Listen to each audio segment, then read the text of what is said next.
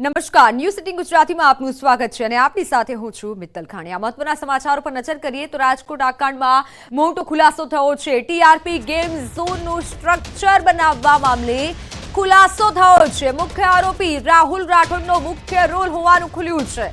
રાહુલ રાઠોડ અને તેનો પરિવાર ફેબ્રિકેશનના વ્યવસાય સાથે સંકળાયેલો છે। રાહુલ રાઠોડ અને અન્ય માણસોએ સાથે મળી ગેમ ઝોનનું સ્ટ્રક્ચર ઊભું કર્યું હતું। રાહુલ રાઠોડ હાલ પોલીસ કસ્ટડીમાં છે। ગેમ ઝોનના સ્ટ્રક્ચરમાં મોટા પ્રમાણમાં એલ્યુમિનિયમ ધાતુનો ઉપયોગ થયાની શક્યતા છે। પોલીસ હાલ એફએસએલ રિપોર્ટની રાહ જોઈ રહી છે। લોખંડ કરતા એલ્યુમિનિયમ સહેલાઈથી પીગળી જાય છે અને મોટા પ્રમાણમાં એલ્યુમિનિયમનો ઉપયોગ થયો હતો તેવો ખુલાસો થયો છે। ટીઆરપી ગેમ ઝોન મુદ્દે જે મોટા ખુલાસા થયા છે જેમાં મુખ્ય નામ આવ્યું છે રાહુલ રાઠોડનું। હાલ રાહુલ રાઠોડ પોલીસ કસ્ટડીમાં છે। રાજકોટ આકાંડમાં મોટો ખુલાસો થયો છે। રાહુલ અને અન્ય માણસોએ આ સ્ટ્રક્ચર ઊભું કર્યું હતું। હાલ તો રાહુલ રાઠોડ પોલીસ કસ્ટડીમાં છે। પૂછપરછ રાહુલ રાઠોડની થઈ રહી છે, પરંતુ આ મોટો ખુલાસો થયો છે। ટીઆરપી ગેમ ઝોનનું સ્ટ્રક્ચર બનાવવા મામલે આ ખુલાસો થયો છે। સ્ટ્રક્ચર એલ્યુમિનિયમનું બન્યું હતું અને વધુ પડતો એલ્યુમિનિયમનો ઉપયોગ થયો હતો આ સ્ટ્રક્ચર બનાવવામાં। રાહુલ ફેબ્રિકેશનના વ્યવસાય સાથે સંકળાયેલો છે, ફેબ્રિકેશનનો વ્યવસાય કરે છે। રાહુલ અને અન્ય માણસોએ મળી અને આ સ્ટ્રક્ચર ગેમ ઝોનનું સ્ટ્રક્ચર ઊભું કર્યું હતું। એલ્યુમિનિયમ ધાતુનો ઉપયોગ થયાની શક્યતા છે। પોલીસ હાલ તો એફએસએલ રિપોર્ટની રાહ જોઈ રહી છે।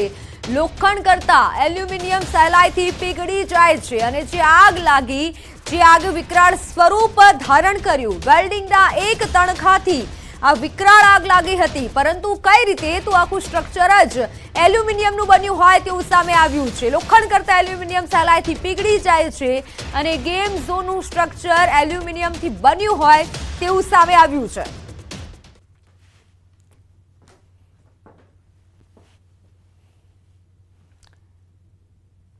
તો સંવાદદાતા હાર્દિક મારી સાથે જોડાઈ ચૂક્યા છે। હાર્દિક, સામે એવું આવ્યું છે રાહુલ રાઠોડનું નામ સામે આવ્યું છે, કેવા કેવા ખુલાસા થયા છે? ચોક્કસથી રાજકોટ અગ્નિકાંડમાં એક બાદ એક મહત્વના ખુલાસાઓ થઈ રહ્યા છે, જેમાં સૌથી મહત્વનો ખુલાસો એ થયો છે કે જે સ્ટ્રક્ચર હતું, 3 માળનું જે સ્ટ્રક્ચર હતું, તે રાહુલ રાઠોડ નામના વ્યક્તિ દ્વારા બનાવવામાં આવ્યું હતું। તે ફેબ્રિકેશનના વ્યવસાય સાથે જોડાયેલો છે અને સમગ્ર જે છે એ સ્ટ્રક્ચર એ એલ્યુમિનિયમનું બનાવવામાં આવ્યું હોવાનું પણ સામે આવ્યું હતું, જેથી કરીને જે સમયે આગ લાગી તે વધુમાં વધુ નુકસાન થયું છે। ખાસ કરીને જો આ સ્ટ્રક્ચર છે તે મજબૂત હોત અથવા તો સિમેન્ટનું આખી બિલ્ડિંગ બનાવેલી હોત તો કદાચ આટલું નુકસાન ન થયું હોત, પરંતુ ક્યાંક ને ક્યાંક હાલ જે છે સમગ્ર મામલે આ એલ્યુમિનિયમનું હોવાનું સામે આવ્યું છે। તો બીજી તરફ આ જે રાહુલ નામનો જે શખ્સ છે તે અત્યારે પોલીસ કસ્ટડીમાં છે, રિમાન્ડમાં છે, અત્યારે તેમની પૂછપરછ પણ ચાલી રહી છે। એક બાદ એક ખુલાસા થઈ રહ્યા છે। જોકે હાલ જે આ સમગ્ર મામલો છે તે મામલે હજી એફએસએલનો રિપોર્ટ પણ કરવામાં આવી રહ્યો છે। એફએસએલનો રિપોર્ટ આવ્યા બાદ વધુ ખુલાસા થાય તેવી શક્યતા છે, પરંતુ પ્રથમ 7 દિવસ બાદ સૌથી મહત્વની બાબત એ સામે આવી છે કે આ સ્ટ્રક્ચર છે તે એલ્યુમિનિયમનું બનાવવામાં આવ્યું હતું અને રાહુલ રાઠોડ નામનો જે વ્યક્તિ છે તેમના દ્વારા સમગ્ર આખું સ્ટ્રક્ચર ઊભું કરાયું હતું। જી બિલકુલ બિલકુલ હાર્દિક, અને આ સાથે જ સવાલ એ થાય છે કે સ્ટ્રક્ચર બનાવતી વખતે વધારે પડતો એલ્યુમિનિયમનો ઉપયોગ કરાયો હતો, એટલે કોઈ પણ ધારાધીયમ અને નિયમોનું પાલન નથી કરાયું। સ્પષ્ટ રીતે જે છે નિયમોનું જાણે ખુલ્લેઆમ ઉલ્લંઘન થયું હોય તેવું પણ સામે આવી રહ્યું છે, કેમ કે જ્યારે સ્ટ્રક્ચર બનાવવામાં આવ્યું છે ત્યારે મહત્તમ ઉપયોગ એલ્યુમિનિયમનો ઉપયોગ કરવામાં આવ્યો હતો, જેથી કરીને જે સમયે આગ લાગી એ સમયે એલ્યુમિનિયમનું જે સ્ટ્રક્ચર હતું તે ઢળી પડ્યું હતું અને તેમના કારણે વધુમાં વધુ નુકસાન થયું હતું। જો આ સ્ટ્રક્ચર છે તે યોગ્ય મટીરિયલનું વાપરવામાં આવ્યું હોત તો કદાચ આટલી નુકસાની ન થઈ હોત, આટલી જાનહાની પણ ન થઈ હોત।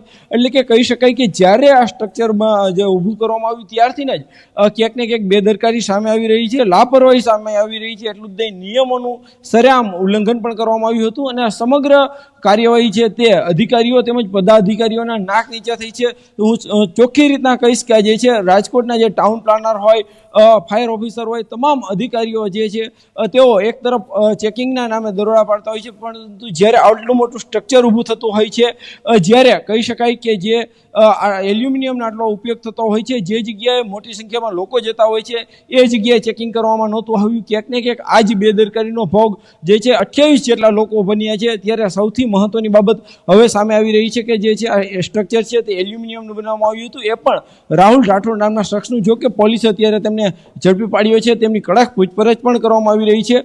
આ મામલે વધુ ખુલાસા થાય તેવી પણ સંપૂર્ણ શક્યતા છે. જી બિલકુલ બિલકુલ હાર્દિક, અને હાલ તો કસ્ટડીમાં છે રાહુલ રાઠોડ, જે મુખ્ય આરોપી છે, પરંતુ અન્ય જે આરોપી છે તે મુદ્દે પણ શું વધુ વિગત મળી રહી છે? કેટલા સમય સુધી રાહુલ રાઠોડ કસ્ટડીમાં રહી શકે છે? ચોક્કસથી રાહુલ રાઠોડના જે રિમાન્ડ માંગવામાં આવ્યા છે, હાલ રિમાન્ડ ચાલુ છે. રિમાન્ડ પૂર્ણ થયા બાદ જો પોલીસને એવું લાગશે કે હજુ વધુ માહિતીની જરૂર છે તો ફરી એક વખત તેમને કોર્ટમાં રજૂ કરતી વખતે વધુ રિમાન્ડની માંગ કરવામાં આવશે. પરંતુ હાલ તેઓ જે છે રાહુલ રાઠોડ તે રાજકોટ ક્રાઇમ બ્રાન્ચ ખાતે તે અત્યારે પોલીસ કસ્ટડીમાં છે અને તેમના રિમાન્ડ છે. દરરોજ તેમને અલગ અલગ અધિકારીઓ દ્વારા પૂછપરછ પણ કરવામાં આવી રહી છે, કડક પૂછપરછ કરવામાં આવી રહી છે. જેમાં સૌથી મહત્વની બાબત એ પણ છે કે અત્યારે આ જે સ્ટ્રક્ચર બનાવ્યું હતું ત્યારે કયા કયા મટીરિયલનો ઉપયોગ કર્યો હતો, અન્ય કોણ જવાબદાર વ્યક્તિ હતા, આ તમામ બાબતે રાહુલ રાઠોડની જે છે પૂછપરછ કરવામાં આવી રહી છે. તો બીજી તરફ FSL છે તેમના દ્વારા પણ જે સ્થળ ઉપરથી નમૂના લેવામાં આવ્યા છે અને કહી શકાય કે જે છે FSLના રિપોર્ટ બાદ વધુ ખુલાસા થાય તેવી પણ શક્યતા છે. પરંતુ હાલ રાહુલ રાઠોડ છે તેમની પોલીસ દ્વારા કડક પૂછપરછ કરવામાં આવી રહી છે અને એમાં જ આ જે છે પ્રાથમિક વિગતો સામે આવી રહી છે. હજુ કેટલાક વધુ મહત્વના ખુલાસા થાય, રાહુલ જે છે કેટલીક બાબતોના ખુલાસા કરે તેવી પણ શક્યતા છે અને એટલા માટે જ કદાચ જો આ રિમાન્ડના સમય દરમિયાન તેમની પાસેથી પૂરતી માહિતી નહીં મળે તો પોલીસ જે છે આગામી સમયમાં જ્યારે તેમને કોર્ટમાં રજૂ કરશે ત્યારે વધુ રિમાન્ડની પણ માંગ કરી શકે છે. જી બિલકુલ બિલકુલ હાર્દિક, આપ જોડાયેલા રહેશો. તો મહત્વના સમાચાર, રાજકોટ આકાંડ કેસમાં મોટા ખુલાસા થયા છે. મહાનગરપાલિકાના વિવાદિત ટાઉન પ્લાનરના ભાઈના નામે વધુ એક સંપત્તિ છે. શહેરના ટ્વિન સ્ટારમાં 9મા માળે ઓફિસ આવેલી છે. ટાઉન પ્લાનર MD સાગઠિયાના ભાઈના નામે એક ઓફિસ આવેલી છે. ઓફિસનું સરમુખતાર નામું MD સાગઠિયાના નામનું હોવાનું સામે આવ્યું છે. ઓફિસને લગતા દસ્તાવેજો પણ મળી આવ્યા છે. MD સાગઠિયા સામે SCBની તપાસ તેજ કરાઈ છે. એક બાદ એક અનેક પ્રોપર્ટીઓ સામે આવી રહી છે. દરેક પ્રોપર્ટીમાં માલિક નહીં પણ તેમની પાસે પાવરનામું હોવાની વિગત મળી છે. હાર્દિક, MD સાગઠિયાની અધધ સંપત્તિ છે, એક બાદ એક સંપત્તિ બહાર આવી રહી છે. હવે નવું જે સામે આવ્યું છે જેમાં MD સાગઠિયાના નામે એક ઓફિસ હોય તેવું પણ સામે આવ્યું છે.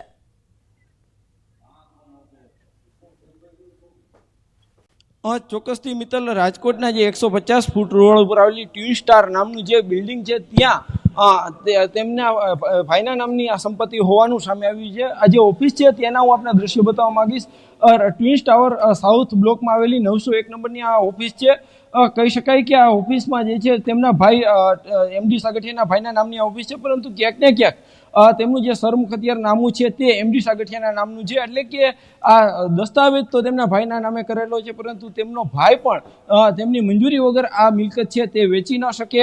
એટલા માટે MD સાગઠિયા છે તેમણે જે છે સરમુખત્યાર નામું પોતાના નામે કરેલું છે. સૌથી મહત્વના દસ્તાવેજ ન્યૂઝ 18ની સમક્ષ આવ્યા છે. ત્યારે વાત કરવામાં આવે તો જે છે આ ઓફિસ છે તે આ ઓફિસની કિંમત પણ 54 લાખથી પણ વધુની કિંમતની માનવામાં આવે છે. આ ઓફિસ જે જગ્યા આવેલી છે તેના પણ હું આપને દ્રશ્ય બતાવવા માંગીશ કે આ જે છે રાજકોટ શહેરની 5 સ્ટાર કહી શકાય કે જે છે અત્યાધુનિક જે બિલ્ડિંગ છે અને તેમાં આવેલી છે.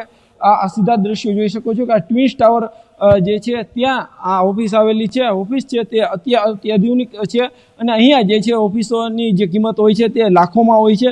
ત્યારે કહી શકાય કે વધુ એક ઓફિસ જે છે તે MD સાગઠિયાના પરિવારના નામે હોવાનું સામે આવ્યું છે. ચોક્કસથી આ મામલે આગામી સમયમાં જે છે એ તપાસ પણ કરવામાં આવી શકે છે. જ્યારે SCBની ટીમ તપાસ કરશે ત્યારે બની શકે છે કે આ મિલકતની પણ તેઓ તપાસ કરે, આ મિલકતની પણ વિગતો મેળવે. ખાસ કરીને બીજી મહત્વની બાબત આવી છે કે ખુદ આ જે અધિકારી છે MD સાગઠિયા તેમના દ્વારા પણ ક્યાંક ને ક્યાંક વેરો ન ભર્યો હોવાનું સામે આવ્યું હતું ને એટલા માટે આ નોટિસ પણ જે જોવા મળી રહી છે, નોટિસ પણ મહાનગરપાલિકા દ્વારા ક્યાંક ફટકારવામાં આવી હતી. પરંતુ સૌથી મહત્વની બાબત એ છે કે આ ઓફિસ છે તે MD સાગઠિયાના ભાઈના નામની છે. તેમના દ્વારા જે સરમુખત્યારનામું પણ જે કરવામાં આવ્યું છે, ત્યારે કહી શકાય કે એક બાદ એક એમડી સાગઠિયાની સંપત્તિના ખુલાસા થઈ ચૂક્યા છે. અત્યાર સુધીમાં કરોડો રૂપિયાની સંપત્તિ છે તે એમડી સાગઠિયાના નામે હોવાનું પણ સામે આવી ચૂક્યું છે. ત્યારે જોવાનું એ રહ્યું છે કે આગામી સમયમાં જે છે એ કેવી કાર્યવાહી થઈ શકે છે, તેમના પર કેવી તવાઈ આવી શકે છે, તે પણ ખૂબ જ મહત્વનું રહ્યું. મિત્તલ. બિલકુલ બિલકુલ હાર્દિક આભાર માહિતી બદલ. તો એક બાદ એક સાગઠિયાની સંપત્તિ હવે બહાર આવી રહી છે. વધુ એક ઓફિસ બહાર આવી છે. એક બાદ એક અનેક પ્રોપર્ટીઓ હવે સાગઠિયાની સામે આવી રહી છે. પરંતુ આ તમામ પ્રોપર્ટીની તપાસ થવી જોઈએ, કારણ કે ટ્વિન સ્ટારમાં આ તમે બિલ્ડિંગ જોઈ શકો છો, કેટલું હાઈફાઈ બિલ્ડિંગ છે અને તેની અંદર ઓફિસ છે.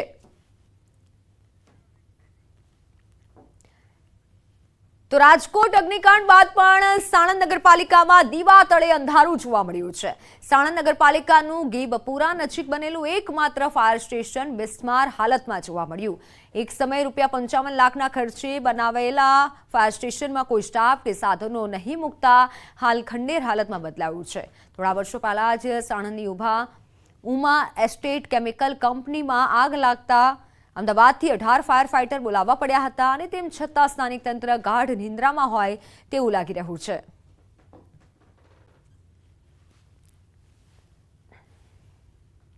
અમારી પાસે 33 કોલ આવેલા અને એ 33 આગ વખતે અમારું ફાયર ટેન્ડર પહોંચેલું છે. આ જો સાણંદનું સ્ટેશન ચાલુ થઈ જાય અને ત્યાં સરકાર આધુનિક ફાયર ટેન્ડરની વ્યવસ્થાઓ કરે તો ચાંગોદર, બાવળા, સાણંદ જેડીસી એરિયામાં જ્યારે જરૂર હોય તો બહુ જ મોટી એમાં રાહત થઈ શકે. રાજકોટમાં અગ્નિકાંડ થયા બાદ પણ તંત્ર ન સુધરતું હોય તે પ્રકારના દ્રશ્યો જોવા મળી રહ્યા છે. અમદાવાદની બાજુમાં આવેલું સાણંદ નગરપાલિકાનું આ ફાયર સ્ટેશન જે છે તે 55 લાખના ખર્ચે નિર્માણ પામ્યું છે.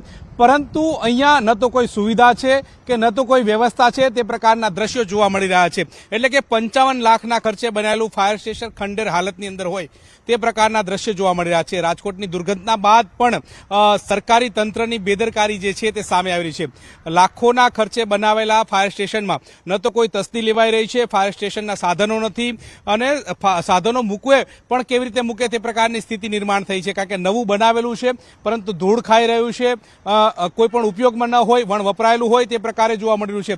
બાજુમાં જ્યાં ફાયરના જવાનો બેસે તે પ્રકારનું રૂમ પણ નિર્માણ કર્યો છે પરંતુ તેની સ્ટાઇલ તૂટી ગઈ છે, તેમાં બેસી પણ ન શકાય તે પ્રકારની સ્થિતિ છે. જ્યાં બાંધકામ કરવામાં આવ્યું છે ત્યાં ઝાડ પણ ઉગી ચૂક્યા છે તે પ્રકારના દ્રશ્યો જોવા મળી રહ્યા છે. એટલે કે લાખોના ખર્ચે બનાવેલા ફાયર સ્ટેશન અત્યારે હાલ ધૂળ ખાઈ રહ્યા છે. જ્યારે રાજકોટ જેવી ઘટના અમદાવાદની આસપાસ બને તો અમદાવાદની ફાયર સ્ટેશનની જે ફાયર ફાઇટરની જરૂરિયાત છે, મદદ લેવી પડે તે પ્રકારની સિચ્યુએશન છે. પરંતુ આ ફાયર સ્ટેશન તો અત્યારે ધૂળ ખાઈ રહ્યા છે અને અમદાવાદના ફાયર સ્ટેશનની મદદ લેવાની નોબત આવી રહી છે. કેમેરા પર્સન સૈનિક મહેતા સાથે ગૌતમ શ્રીમાળી, ન્યૂઝ 18 ગુજરાતી, સાણંદ. ન્યૂઝ 18ના અહેવાલના પગલે ધોરાજી પાલિકા તંત્ર જાગ્યું છે. ધોરાજી નગરપાલિકામાં ફાયર સેફટીનો અભાવ જોવા મળ્યો છે. જ્યારે અહેવાલ પ્રસારિત થતા નગરપાલિકા તંત્ર જાગ્યું છે. પાલિકા કચેરીના નવા બિલ્ડિંગમાં ફાયર સેફટીના નવા સાધનો લવાયા છે. નવી બિલ્ડિંગમાં ફાયર સેફટીની બોટલો લગાવવામાં આવી છે. ન્યૂઝ 18ના અહેવાલની અસર જોવા મળી છે. ધોરાજી તંત્ર જાગ્યું છે અને આખરે હવે ફાયર સેફટીની બોટલો લગાવાઈ છે. ન્યૂઝ 18ને અહેવાલ પ્રસારિત કર્યો હતો અને ત્યારબાદ ફાયર સેફટીના સાધનો લાગ્યા છે.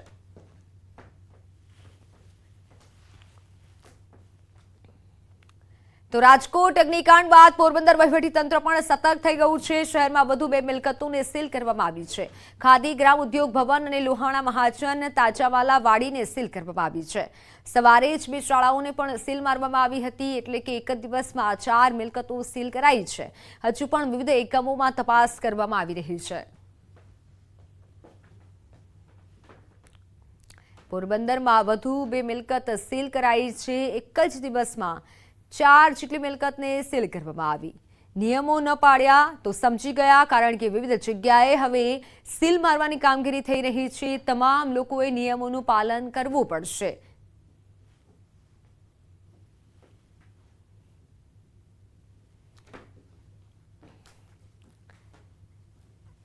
અન્ય સમાચાર પર નજર કરીએ તો ગાંધીનગર ગિફ્ટ સિટીમાં ચેસ ચેમ્પિયનશિપનું આયોજન. વર્લ્ડ જુનિયર ચેસ ચેમ્પિયનશિપનો પ્રારંભ થયો છે. વિશ્વનાથનના હસ્તે ચેમ્પિયનશિપનો પ્રારંભ થયો. વર્લ્ડ ચેસમાં ભારત સુપર પાવર બની શકે છે. આજથી ગાંધીનગર ગિફ્ટ સિટીમાં Viswanathan Anand world junior chess ચેમ્પિયનશિપનો પ્રારંભ થયો છે. ત્યારે ભારત સહિત 47 દેશના પ્રતિનિધિત્વ સાથે 228 કુશળ ખેલાડીઓ ભાગ લેશે. ગ્રાન્ડ માસ્ટર વિશ્વનાથન આનંદ વિશ્વ જુનિયર ચેસ ચેમ્પિયનશિપનું 2024નું ઉદ્ઘાટન કરશે. ઓપન કેટેગરીમાં 40 દેશના 126 જેટલા સહભાગીઓ છે અને જ્યારે મહિલા કેટેગરીમાં 28 ફેડરેશનમાંથી 102 એન્ટ્રીઓ છે. ટુર્નામેન્ટમાં ગુજરાતના 5 ખેલાડીઓ ભાગ લઈ રહ્યા છે. વિશ્વ સ્તરે ટોચના 15 ખેલાડીઓમાં 4 ભારતીયો છે અને જે દેશમાં ચેસ માટે સારો સંકેત આપે છે. દેશમાં ચેસનો વિકાસ એટલો બધો વધી ગયો છે કે હવે અંડર 14ની ખેલાડીઓ પર ગ્રાન્ડ માસ્ટર બની રહ્યા છે.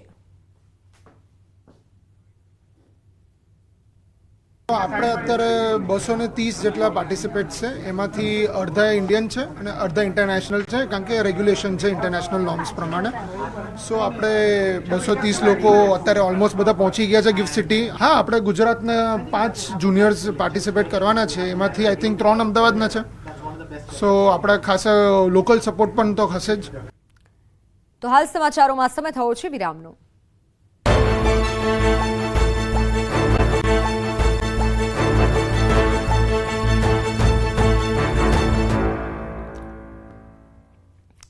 Welcome back. ગુજરાતમાં હજુ 24 કલાક આંધી વંટોળની આગાહી કરાઈ છે. 4 જિલ્લામાં તેજ પવન ફૂંકાવાની આગાહી કરાઈ છે. કચ્છ, બનાસકાંઠા, પાટણ, સુરેન્દ્રનગરમાં આગાહી છે. 25થી 30 કિલોમીટરની ઝડપે પવન ફૂંકાશે. અમદાવાદમાં તાપમાન 43 ડિગ્રી આસપાસ રહેશે. અરબી સમુદ્રથી ભેજ આવતા વાદળછાયું વાતાવરણ રહી શકે છે.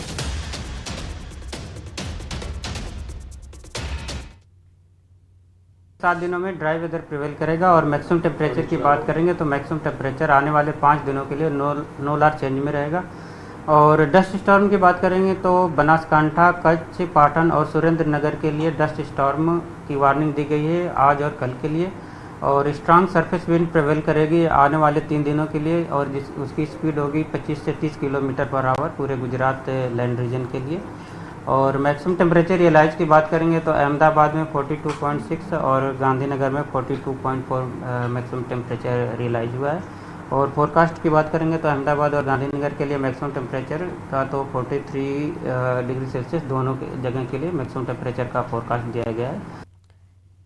સુપ્રસિદ્ધ પ્રવાસન સ્થળ દીવના તમામ બીચો પર નાહવા પર પ્રતિબંધ મુકાયો છે.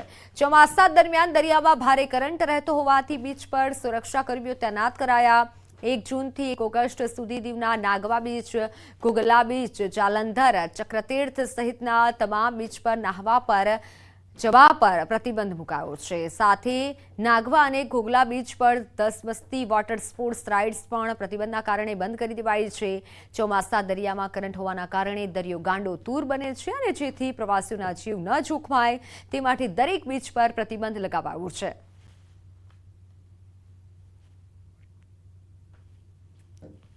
અમને એક જ અનુભવ થયું છે કે અમે જે સિઝનમાં અત્યારે આવ્યા છીએ નોર્મલી જે દરિયાનો જે વહાવ છે બહુ વધારે છે. નો ડાઉટ જેવી રીતે બધા ઉપર થોડું ઘણું પેલું પાબંદ આવ્યું છે બટ સ્ટીલ ફેમિલીને લઈને તમે આવો તો તમને ખૂબ આનંદ મળે છે. અમદાવાદ શહેરમાં હજી પણ ખાડા રાજ યથાવત છે. એક તરફ ચોમાસાનું આગમન થવાની તૈયારી છે અને તેવામાં શહેરમાં ખાડા ખોદકામ કરવામાં આવી રહ્યું છે. AMC standing committee chairman Devang દાણીનું નિવેદન કહ્યું કે 1 જૂનથી ખાડાના ખોદકામ માટે નવી પરવાનગી નહીં મળે. વર્તમાન જ્યાં ખાડા હશે તે ઝડપથી પૂર્ણ કરવા સૂચના અપાઈ છે.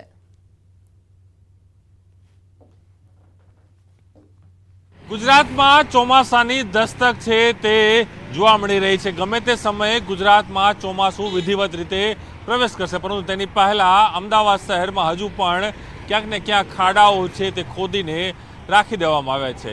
સ્ટેન્ડિંગ કમિટીના ચેરમેને આદેશ આપ્યા છે કે જે પણ અમદાવાદ શહેરમાં ખાડાઓ છે તેને સત્વરે પૂરા કરવામાં આવે અને સાથે જ જે પણ નવા ખાડા માટે કોઈ પણ પ્રકારની પરવાનગી ન આપવામાં આવે. પરંતુ ચોક્કસ એ માની શકાય કે અમદાવાદ શહેરમાં હજુ પણ ખાડા છે તે જોવા મળી રહ્યા છે. દાણી લીમડા હોય, સાઉથ બોપલનો વિસ્તાર હોય, પૂર્વના વિસ્તારો હોય છે, એ તમામ વિસ્તારોમાં હજુ પણ ક્યાંક ને ક્યાંક ખાડા છે. ત્યારે જોવાનું રહે છે કે વરસાદ પહેલાં ખાડા ક્યારે પૂરાય છે, પરંતુ એ પણ સવાલ છે કે જો આ ખાડા નહીં પૂરાય તો કેટલાક લોકોના જીવ સાથે જોખમ ચોક્કસ નગરપાલિકાનું ટીમ છે, એન્જિનિયર વિભાગ છે, તે અહીં કરશે. કેમેરામેન પંકજ મકવાણા સાથે પ્રણવ પટેલ, ન્યૂઝ 18 અમદાવાદ. એક તરફ મેઘમંડળના અંધાણ વર્તાઈ રહ્યા છે અને બીજી તરફ વડોદરામાં કોર્પોરેશનના પ્રી મોન્સૂન કામગીરીના દાવા પોકળ સાબિત થયા છે.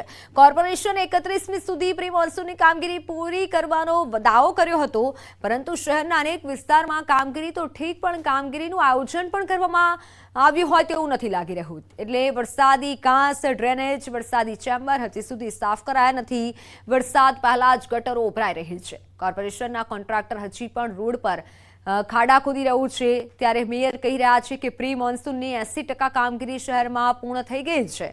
જે કામગીરી બાકી છે તે ચોમાસા પહેલા પૂર્ણ થઈ જશે. તો હવે સવાલ એ થાય છે કે અગાઉ 31મી સુધી કામગીરી પૂર્ણ કરી દેવાની વાત હતી, ત્યારે હજુ કહેવામાં આવે છે કે ચોમાસા પહેલા કામગીરી પૂર્ણ કરી દેવામાં આવશે. મંદ ગતિએ ચાલતી આ કામગીરી જોતા લોકોને ડર લાગી રહ્યો છે કે દર વર્ષની જેમ આ વર્ષે પણ કામગીરીની વાતો ચોમાસા પહેલા ધોવાઈ ના જાય અને ફરી એ જ હાલાકીનો સામનો ન કરવો પડે.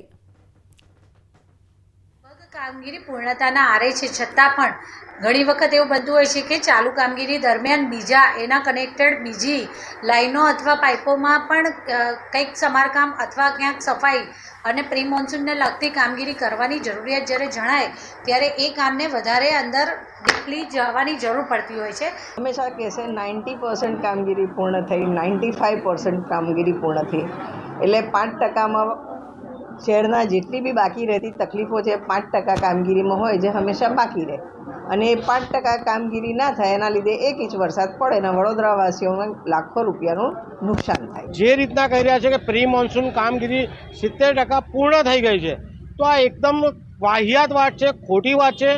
વડોદરા શહેરમાં ખાલી ગટરોના ઢાંકણા ખોલીને કચરો કાઢવામાં આવ્યો છે, ગટરો સાફ કરવામાં નથી આવી. તો સમાચારોમાં હાલ બસ આટલું જ. રજા આપશું. નમસ્કાર.